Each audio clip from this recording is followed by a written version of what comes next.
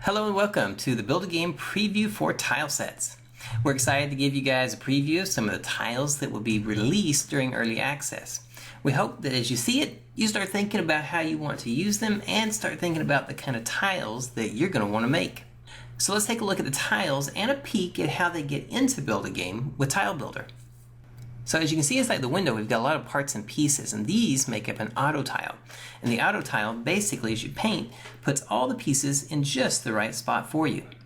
So we've got a whole window full of all kinds of images in here.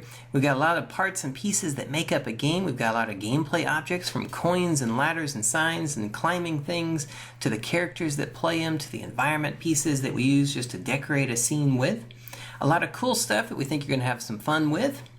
And then just to give you a glimpse into a lot of the other parts and pieces that make up all of this, when you start looking at characters, for instance, characters can be everything from just a single frame that drives everything on the character to 10,000, 20,000 images of a character that's drawn out. So when we look at somebody like the Tile Guy character, he might look simple, but he's got a lot of different motions and a lot of different directions. So in here we've got roughly about 1,400 images in here. And it's going to be anything from his movement, his crouching, his dying, his getting hurt, his jumping, his landing, going into water volumes and swimming around, to winning and losing and all that good stuff. So there's just a lot of different positions in here. And you notice everything's in its own frame. We take everything in on an individual frame, and then we optimize on our end so you guys don't have to worry about it. All you got to do is put it on a square and put it in a folder and load it up, and then you're good to go.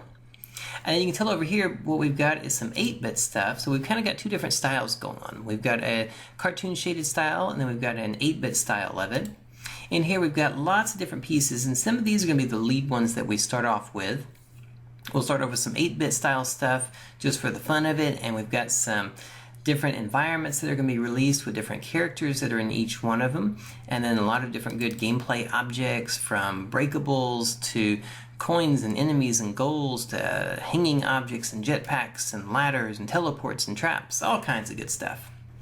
So these are all the parts and pieces that are going to make up these tile sets.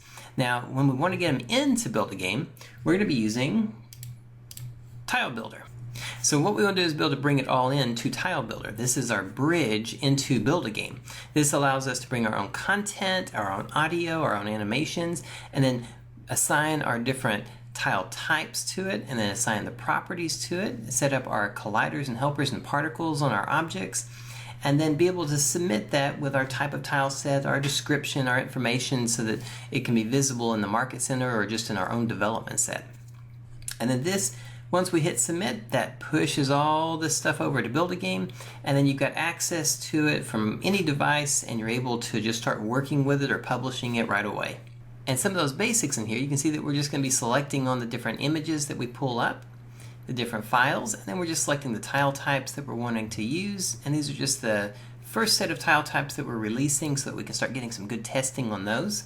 And then of course you get into all the properties. You can go into some of the properties, for instance, with the auto tile settings, whether or not you want it to update the auto tile in the game. So let's say that you want to be able to do damage to the auto tile, and then once it gets destroyed, the other tiles readjust. In one click you can turn that on or off. Or you could even set that up onto a trigger inside of Build a Game and have it turn on and off inside of the Build a Game.